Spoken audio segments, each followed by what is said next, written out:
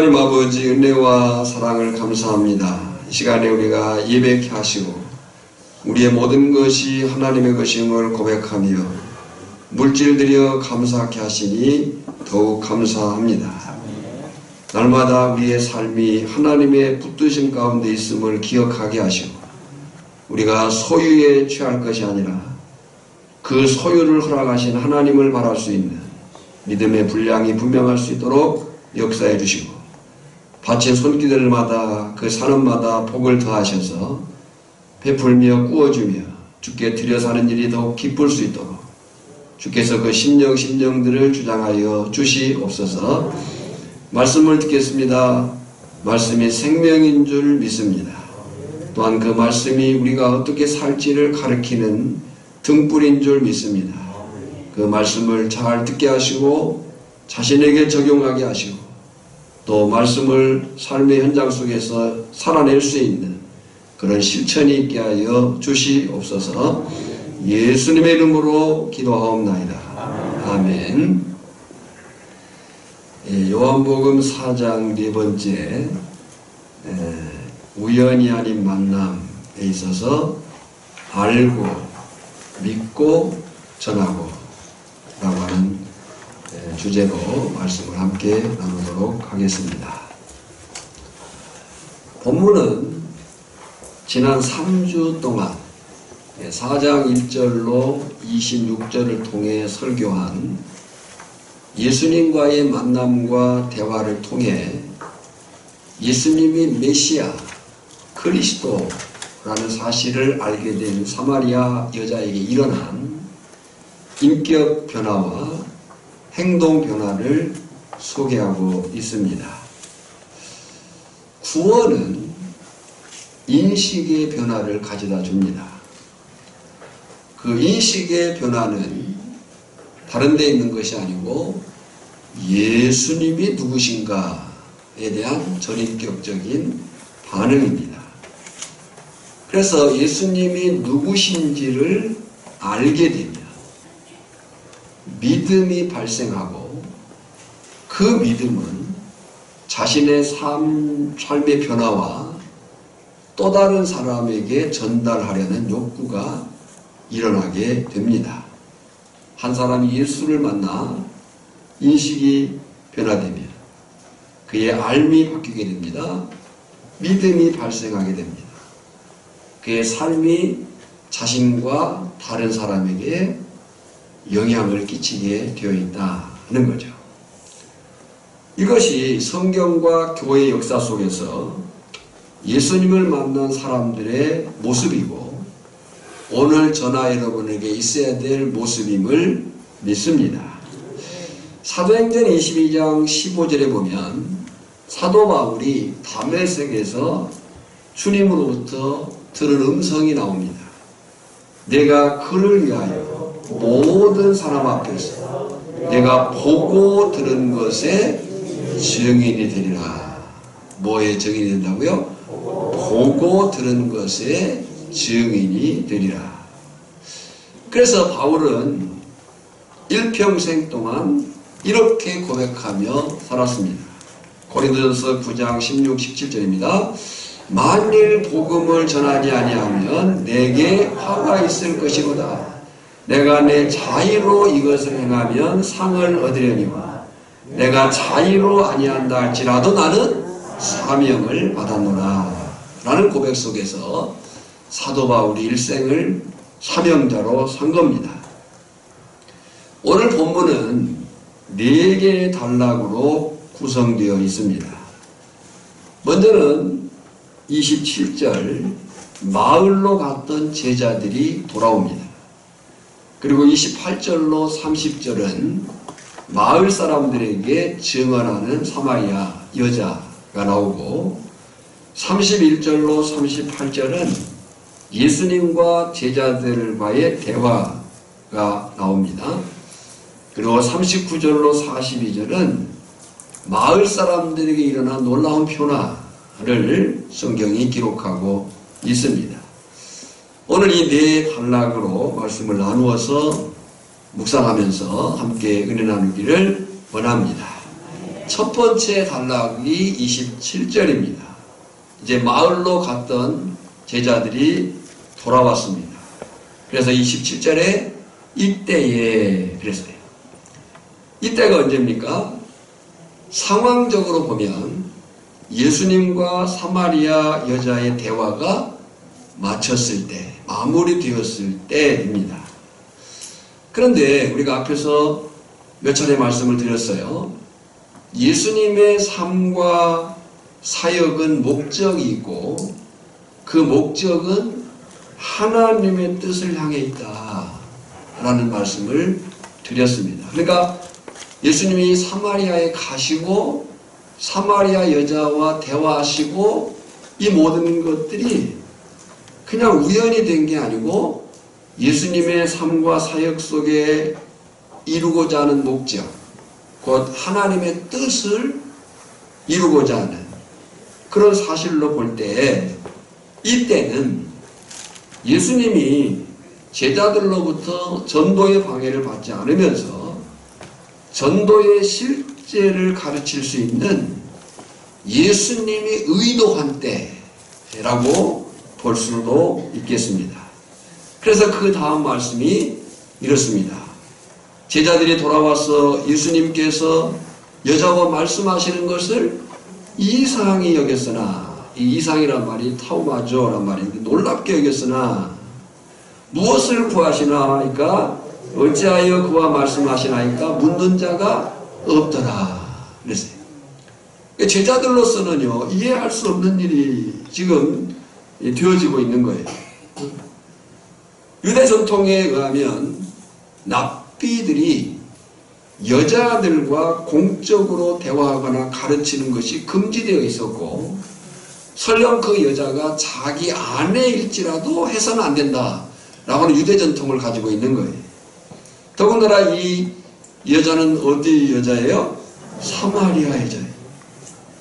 이 사마리아와 유대의 그 오랜 반목과 그 경멸과 멸식 관계 속에 있는 그 사마리아 여자예요. 그러니까 제자들이 분명히 이상히 여길 일이었고 당연히 따져 물었어야 할 일이었는데 성경은 묻지 않았다라고 기록하고 있어요. 여기에 사도 요한, 이 요한복음의 저자인 사도 요한의 의도가 있지 않을까라고 여겨집니다.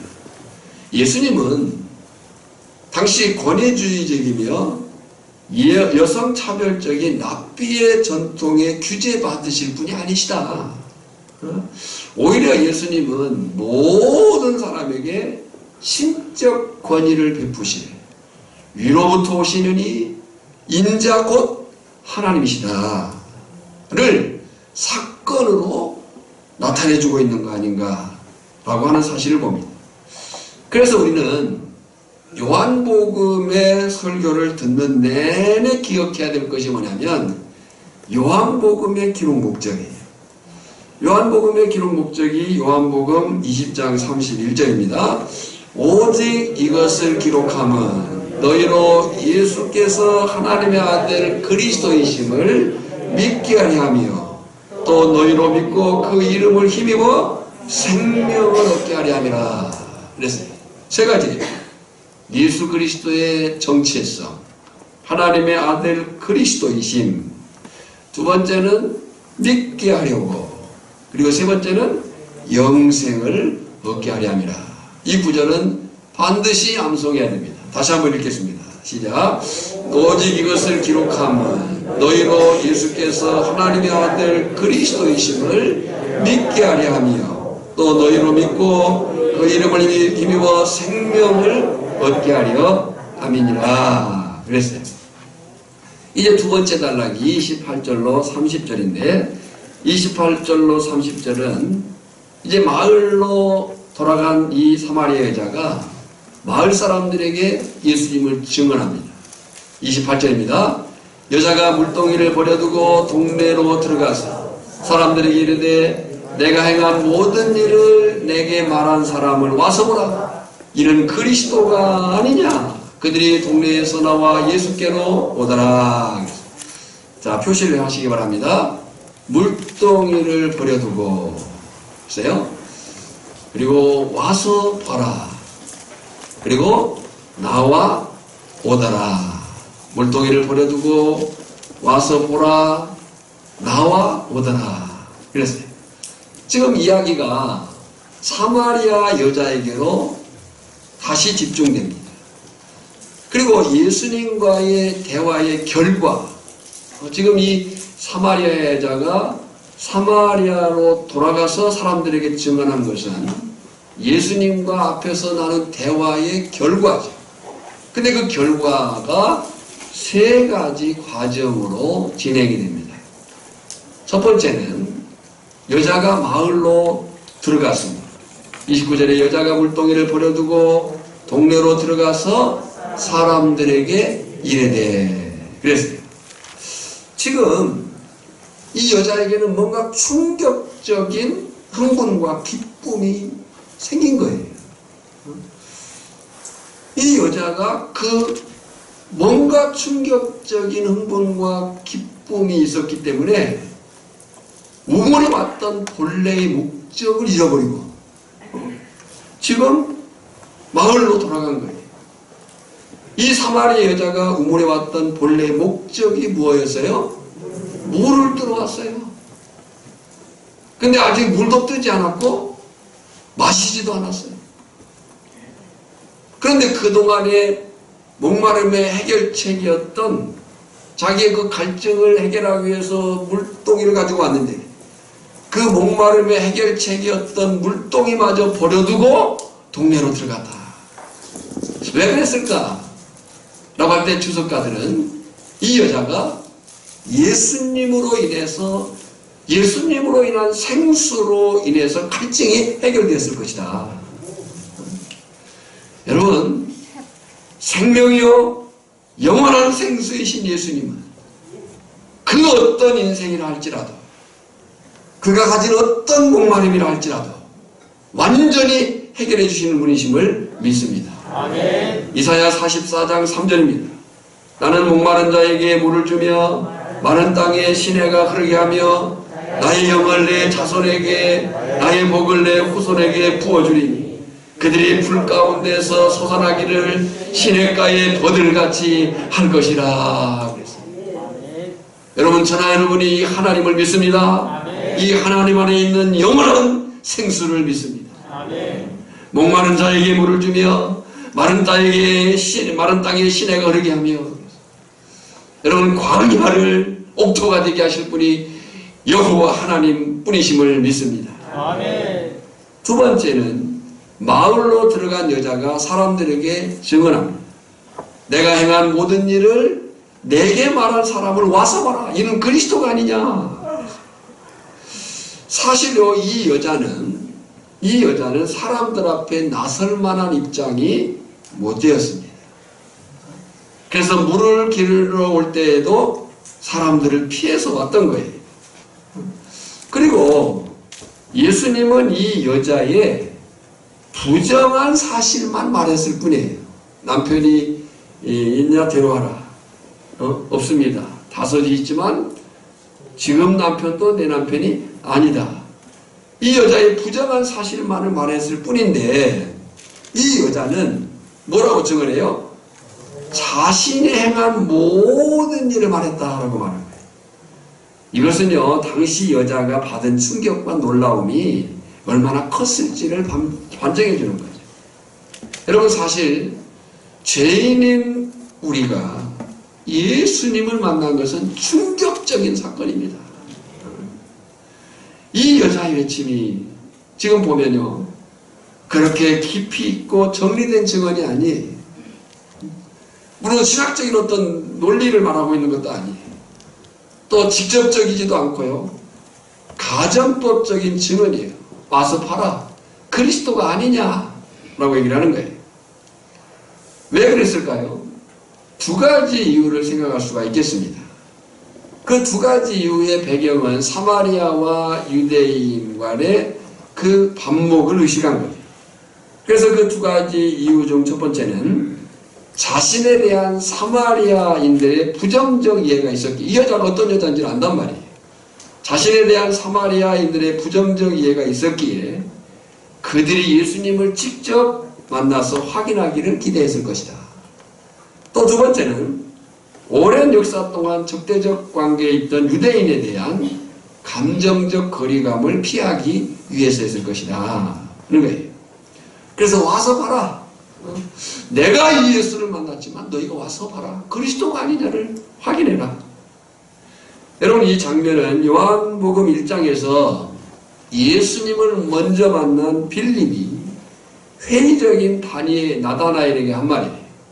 요한복음 1장 46절에 보면 빌립이 이르되 와서 보라 하니라 그랬었어요. 자, 세 번째는 그 여자의 증언을 들은 마을 사람들의 반응입니다. 30절을 보면 그들이 동네에서 나와 예수께로 오더라 그랬어요. 여러분 기억하십시오. 이것이 예수님을 먼저 만난 우리가 해야 될 일입니다. 예수님을 먼저 만난 우리가 해야 될 일이 뭐냐? 예수님을 전하는 거예요. 그러면 그들이 예수님께 나올 거예요. 마가복음 5장을 보면요, 군대 귀신 들린 자를 고치신 후에 예수님이 이렇게 말씀하십니다. 그에게 이르시되 집으로 돌아가 주께서 내가 어떻게 큰 일을 행하사 너를 불쌍히 여기신 것을 내 가족에게 알리라 하시니 그가 가서 예수께서 자기에게 어떻게 큰 일을 행하셨는지를 대가몰리에 전파하니 모든 사람이 놀랍게 여겼더라 그랬어요. 그러니까 이 군대 귀신 들린 돼지떼에 넣어서 이제 치료하신 그 예수님이 그 치료된 자에게 하신 말씀이 뭐예요? 내 가족에게 알리라 하시니 그랬어요. 그리고 그가 가서 예수께서 자기에게 어떻게 큰 일을 행하셨는지를 전파하니 모든 사람이 놀랍게 여기더라 그랬어요. 그러니까 구원은 내가 만난 예수님을 전하면, 할렐루야, 내가 만난 예수님이에요. 내가 만난 예수님을 전하면 들은 그 사람이 예수님을 만나게 되는 역사가 일어난다 하는 거예요. 사도행전 13장 48절도 이방인들이 듣고 기뻐하여, 자 다시, 이방인들이 듣고 기뻐하여 하나님의 말씀을 찬송하며 영생을 주시기로 작정된 자는 다 믿더라 그랬어요. 이방인들이 듣고 기뻐하는 것으로 그치지 않았어요. 그들이 하나님의 말씀을 찬송하고 그 결과가 뭐예요? 영생을 주시기로 작정된 자는 다 믿더라 그랬어요. 오늘 저녁에 우리 예수를 만났습니다. 그 만난 예수를 누군가에게 전달하면 그가 예수님을 만나는 역사가 일어날 줄 믿습니다. 지금 이 사마리아 동네에 일어난 결과가 42절인데 42절은 뒤에서 보도록 하겠습니다. 이제 본문의 세 번째 단락입니다. 세 번째 단락이 31절로 38절인데 이 31절로 38절은 예수님과 제자들과의 대화고, 이 대화 속에서 예수님은 제자들에게 가르치시는 일을 계속하십니다. 31절을 보면 그 사이는 언제예요? 제자들이 마을에서 돌아와 있고 사마리아 여자가 마을로 간 사이예요. 그 대화의 진행을 보면 제자들이 예수님에게 먹을 것을 권합니다. 제자들이 청하여 납비어 잡수소서.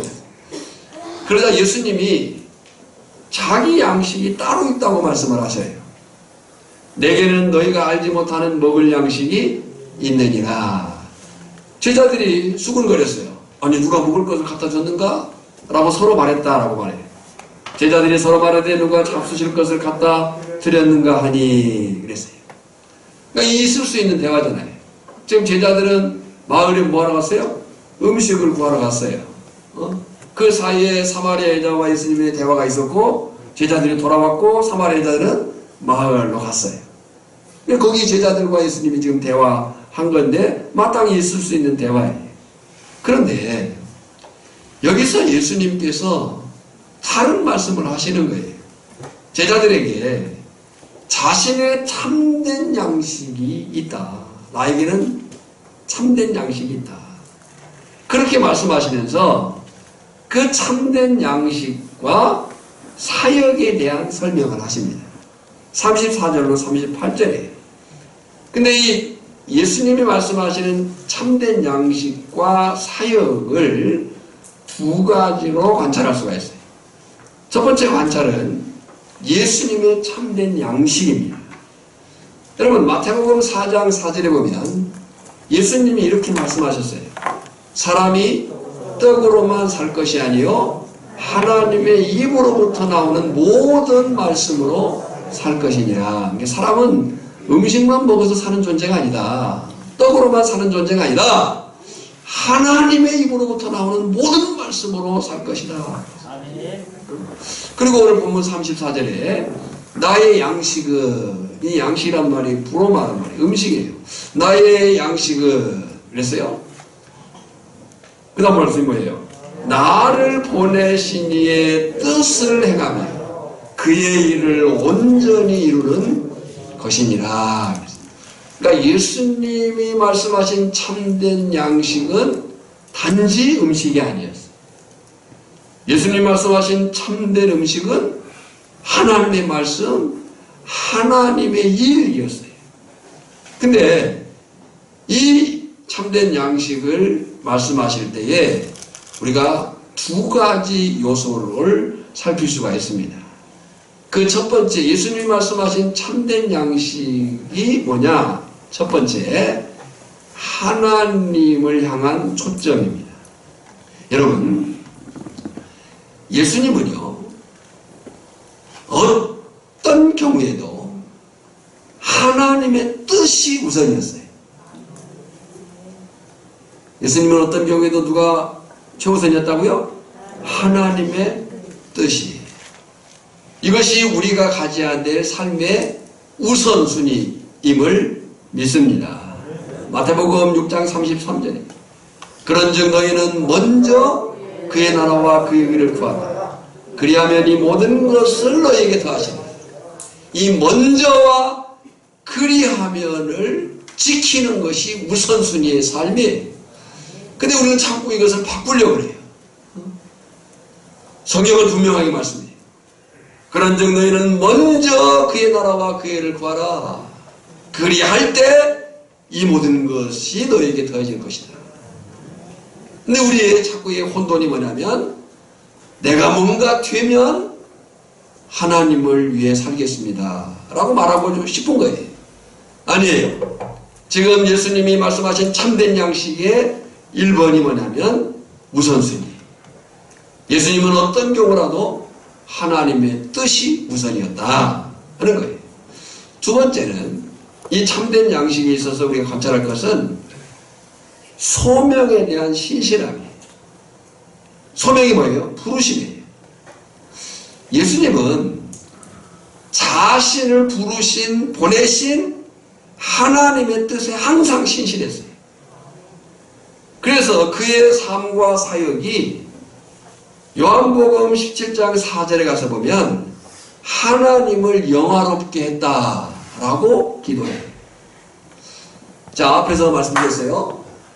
예수님의 삶과 사역은 목적이 있다. 목적이 있는 거예요. 근데 그 목적은 자신의 어떤 욕구, 야망을 이루는 게 아니고 하나님의 뜻을 향해 있다는 거예요. 할렐루야. 이것이 예수님을 믿는 사람의 삶의 방식인 거예요. 우리는 아무렇게나 사는 사람들이 아니에요. 목적을 가지고 사는 사람이에요. 목적을 가지고 사는 거예요. 오늘 이 마태복음 4장 4절대로 말하면 그의 나라와 그의 의를 구하며 사는 거예요. 그렇다고 할 때 그것이 누구를 향해 있어야 돼요? 하나님을 향해 있어야 됩니다. 그래서 소위로 본다면 1번이 뭐예요? 인간의 제일 되는 목적이 무엇이냐? 하나님을 영화롭게 하고 그를 세세토록 즐거워하는 것이다. 곧 한마디로 얘기하면 하나님을 영광하는 것이다 라고 얘기를 하는 거예요.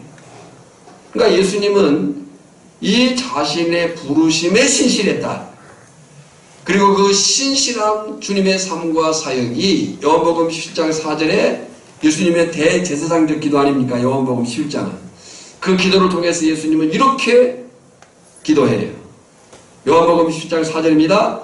아버지께서 내게 하라고 주신 일을 내가 이루어 아버지를 이 세상에서 영화롭게 하였사오니 그랬어요. 그러니까 그리스도인이 누구냐? 그리스도인이 어떻게 살아야 되느냐? 라고 할 때 그리스도인은 내가 하고 싶은 일을 하는 사람들이 아니고 하나님께서 맡기신 일을 하는 사람들이다. 바로 그 일을 해냈을 때에 누가 영화롭게 돼요? 하나님이 영화롭게 된다. 지금 예수님의 참된 양식을 그렇게 말씀하신 거예요. 그리고 이제 관찰 두 번째는 예수님과 제자들의 추수 사역입니다. 사실 이 제자들을 예수님이 계속 가르치셔요. 훈련시키셔요. 왜냐하면 제자들의 사역은 자기 나름의 사역을 하는 게 아니거든요. 자기 나름의 사역을 하는 게 아니라 예수님이 하신 사역을 연장하는 거예요. 그러면 교회가, 성도가 그 연장선상에 서 있는 겁니다. 그래서 교회를 사도성이 있다 보는 거예요. 주님이 하신 그 일을 사도들이 물려받았고 그 사도들이 세운 교회들이 주님의 그 일들을 이어가고 있는 거고 오늘 전하 여러분들이 그 현선상에 서 있는 거예요. 34절이에요. 지금 하나님이 예수님을 보내셨다. 나를 보내신 이의 뜻을 행하며 예수님은 이모의 일을 한 게 아니에요. 보내신 이의 뜻을 행한 거예요. 나를 보내신 이의 뜻을 행하며 그리고 34절에 보면 38절에 보면 예수님도 제자들을 보내셨습니다. 거두러 보내었더니 그러니까 결국 참된 양식을 공유 주님이 말씀하신 참된 그 양식을 제자들이 공유하고 오늘 우리가 교회가 공유한다는 것이 뭐냐라고 할 때 보내신 분의 뜻을 행하는 거예요. 하나님의 뜻을 행하는 거예요. 마태복음 12장 30절에 보면요 이런 말씀이 나와요. 나와 함께 아니하는 자는 나를 반대하는 자요 나와 함께 모으지 아니하는 자는 나를 해치는 자니라. 그러니까 내 자신이 우리 오천교회 공동체가 주님이 말씀하신 참된 양식 하나님의 뜻을 행하는 그 공유적인 삶 가운데 있기를 주님의 이름으로 축복합니다. 이어서 예수님은 추수 때와 추수할 일꾼에 대해서 말씀을 하셔요. 조금 복잡한 설명이 있지만 중심 메시지만 보자면 35절을 읽겠습니다. 넉 달이 지나야 추수할 때가 이르겠다 하지 아니하느냐. 그러나 나는 너희에게 이르노니 너희 눈을 들어 밭을 보라. 희어져 추수하게 되었도다. 그러니까 지금 문자적으로 실제적으로 보면 추수의 때가 얼마 남았어요? 넉 달이 남았어요. 4개월이 남아있는 때예요. 물론 여기에 대한 여러 설명을 할 수 있지만 메시지만 보겠습니다. 그러나 주님이 지금 하신 말씀이 뭐냐면 추수 때가 넉 달이 남았지만 영적인 추수 때는 임박해 있다. 지금이다. 라고 말하는 거예요. 계절적으로 추수할 때가 넉 달 남았어요. 그러나 영적인 추수는 임박해 있다. 지금이다. 우리가 이것을 종말론적으로 보면은 사도 바울이 고린도후서 6장 2절에 이렇게 말했거든요. 보라, 지금은 은혜 받을 만한 때요. 보라, 지금은 구원의 날이로다. 그랬어요. 지금이 은혜 받을 때고 지금이 구원 받을 때다. 라고 얘기를 한 거예요. 여러분, 지금이 전도할 때고 지금이 추수 때인 거예요. 나중은 사실은 없는 거예요.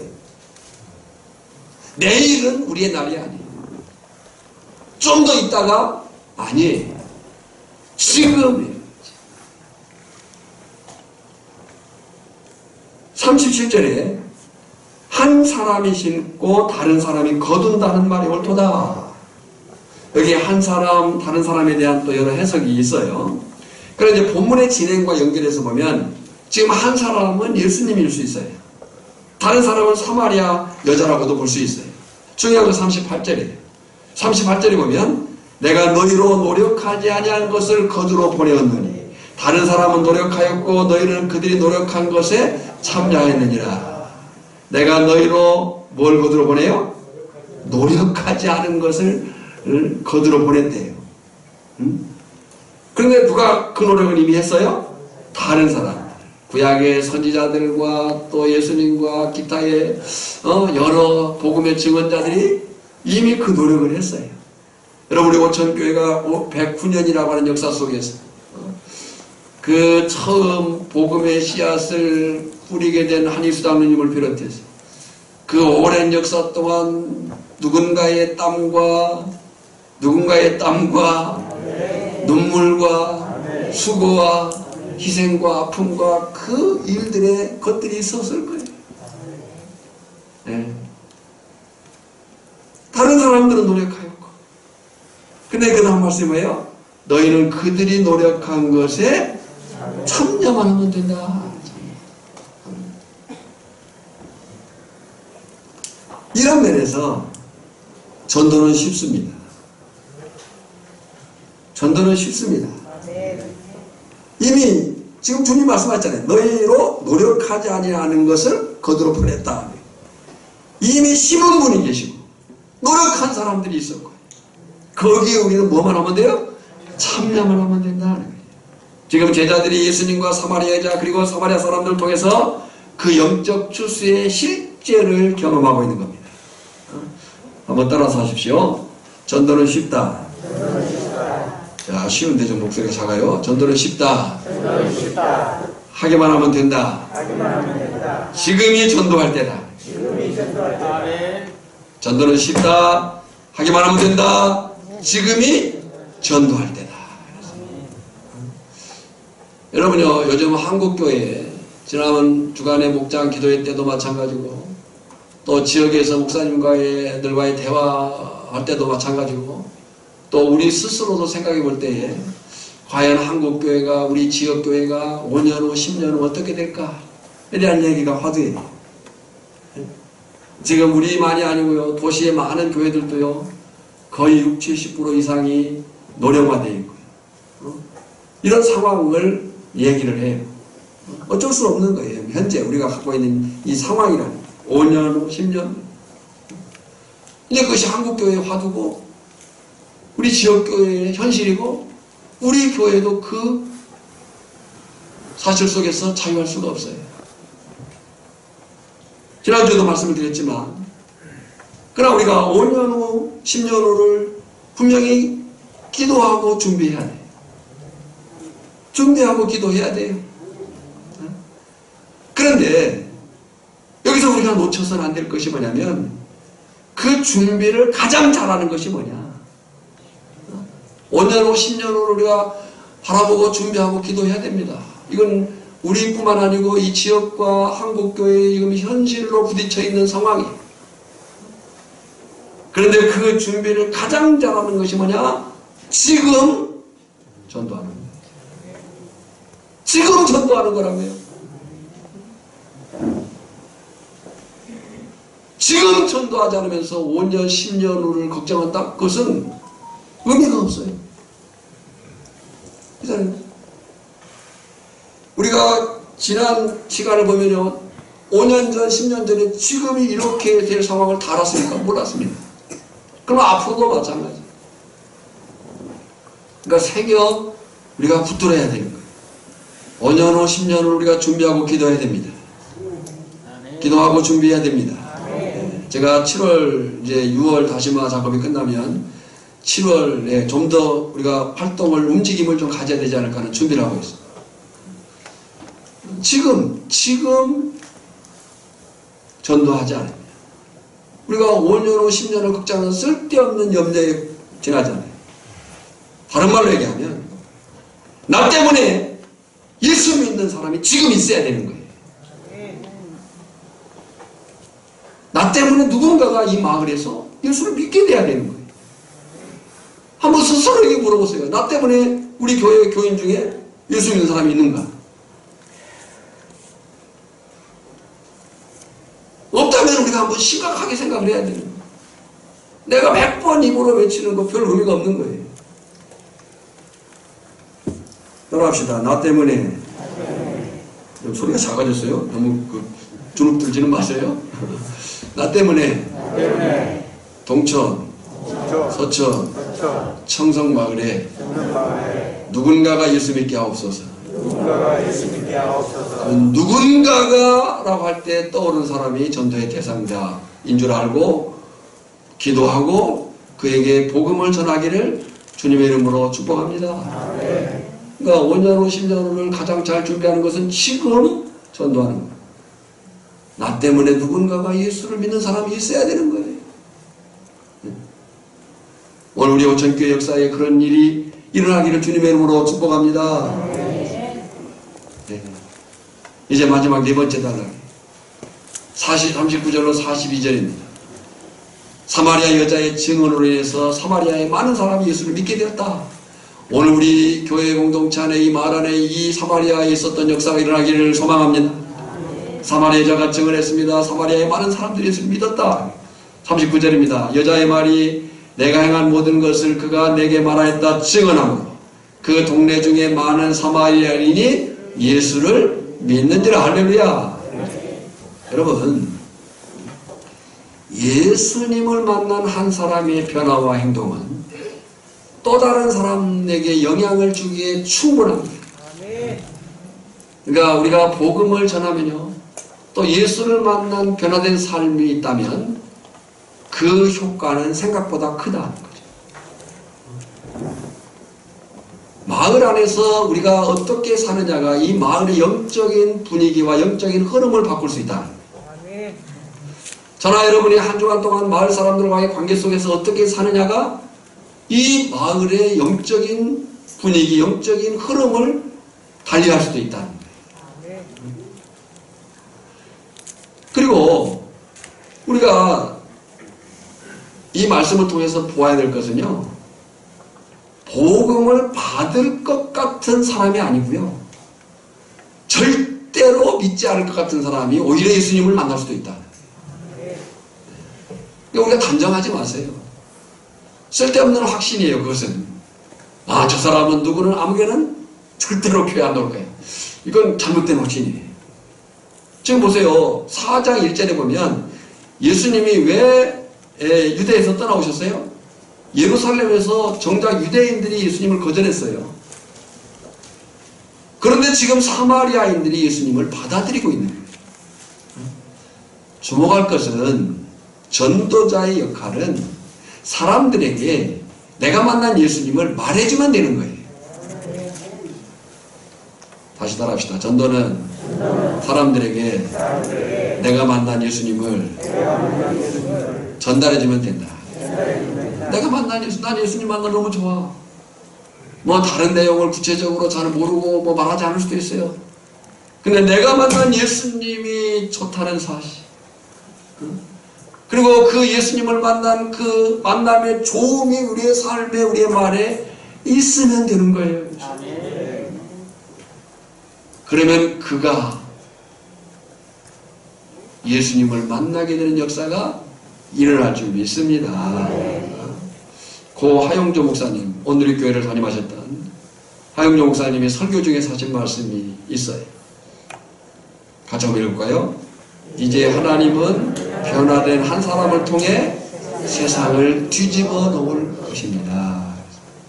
하나님은 변화된 한 사람을 통해, 여러분요, 정치가들이 막 무슨 어떤 물리적인 힘으로 세상을 바꿀 수 있는 것 같지만 그러지 않습니다. 세상은 그렇게 바뀌어지지 않아요. 세상의 변화는 예수님의 말씀이 옳아요. 세상의 변화는 누구로부터 시작돼요? 한 사람이에요. 예수님을 만난 한 사람.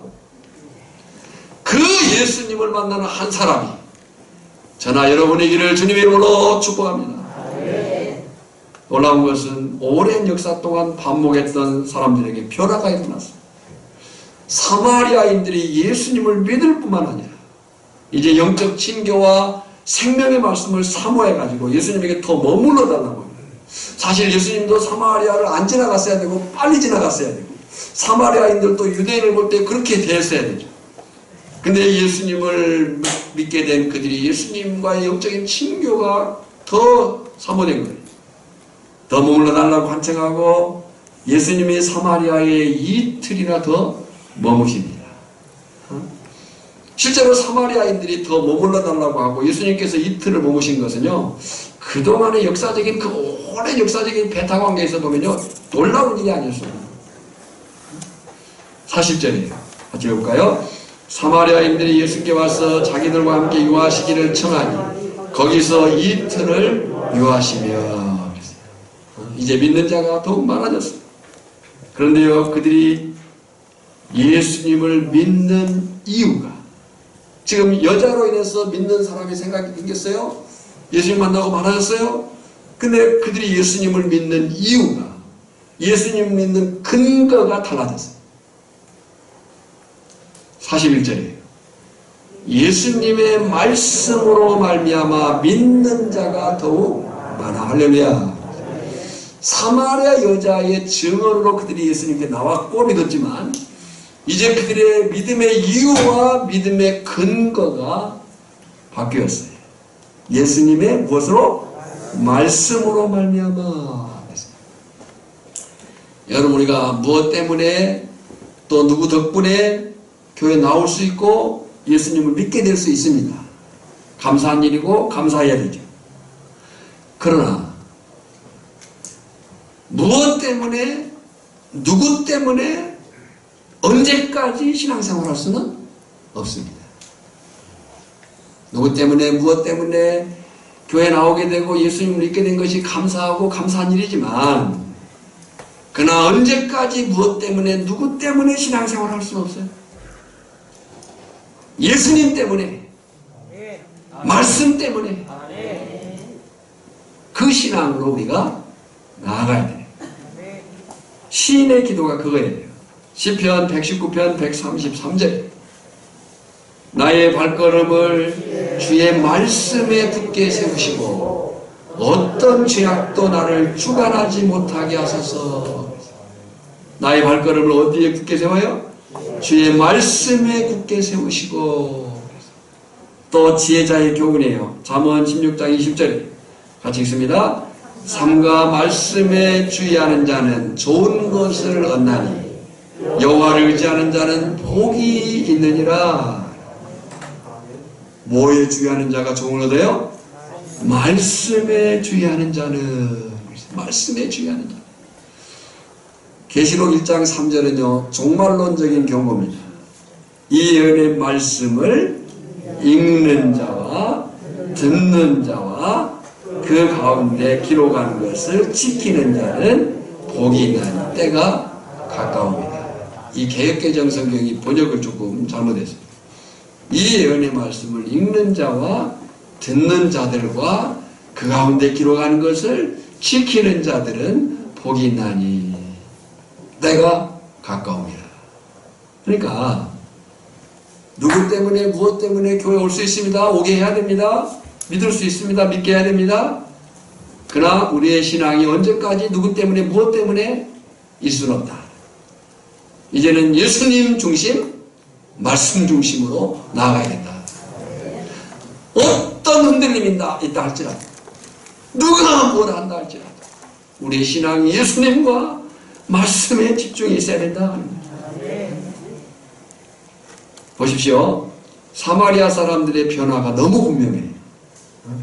이것은요 사마리아 사람들만 아니고 예수를 만난 사람에게 나타날 특징들입니다. 세 가지로 확인됩니다. 첫째는 사마리아인들의 고백 속에서 이런 확인이 있게 돼요.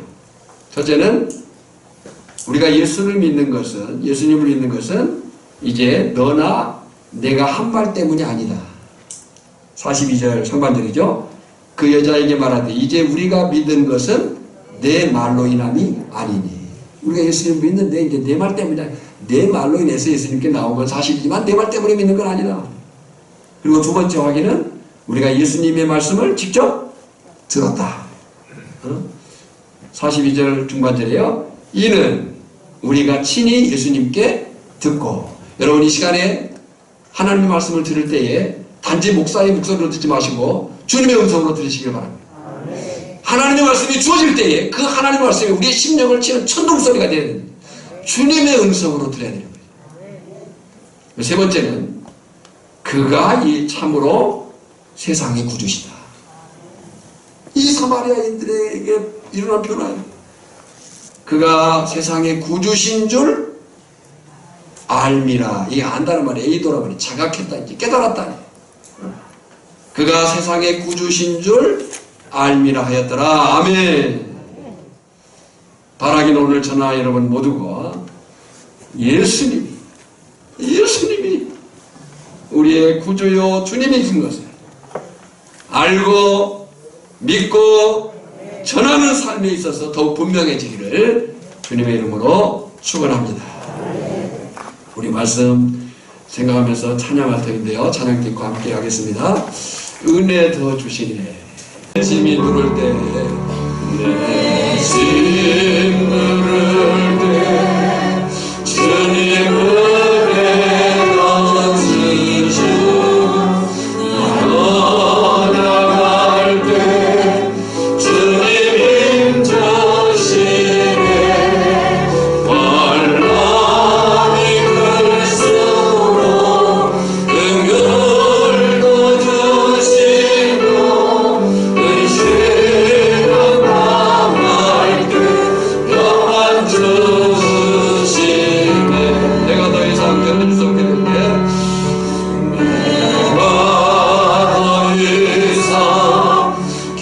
내가 더 이상 견딜 수 없게 될 때, 날 지탱하여 힘다 사라질 때, 내 바라던 소망 다 헛살아들 때, 내 아버지 도움이 시작되네.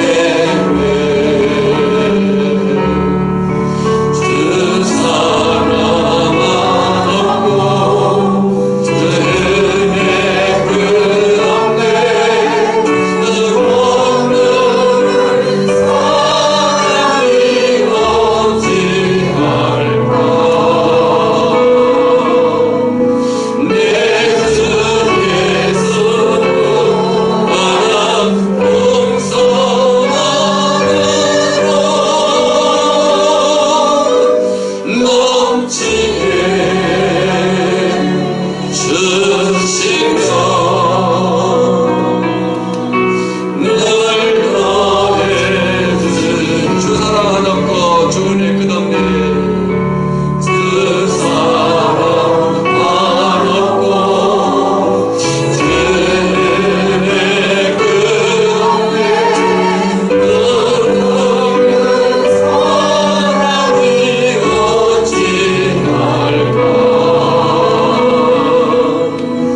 내 주 예수 무한한 풍성함으로 넘치게 주시며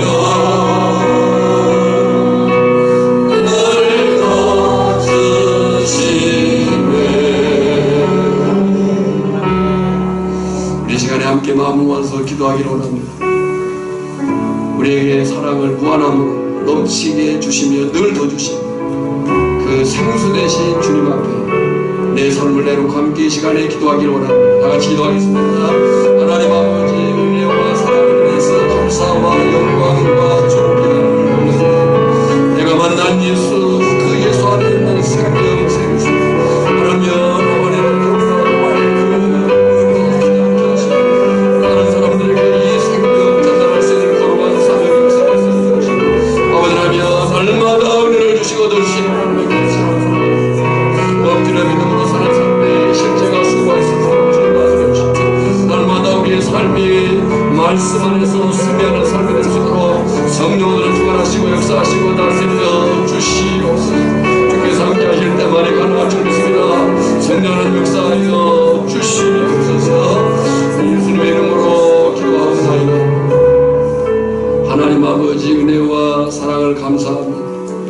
사마리아 여자만 예수님을 만난 것이 아니라 우리도 예수님을 만났을지니 증언자가 되게 하시고 나로 인해서 누구든가 이 시대에 지금 예수 믿는 역사가 일어나게 하여 주시옵시고 적어도 내 가정, 동촌, 서촌, 청성마을을 책임질 수 있는 우리가 단지 내일을 염려할 것이 아니라 오늘을 주의 말씀 앞에 충성되게 사는 전도자로 사는 그런 삶의 실천이 한 주간 동안 있게 하여 주시옵소서. 지금 우리를 구원하신 예수 그리스도의 은혜와 성부 하나님의 크신 사랑하심과 성령이 깨닫게 하시고 또 살도록 능력 주시는 기름 부으심이 월배하는 모든 심령들이 이제로부터 영원까지 항상 함께 있을지어다. 아멘.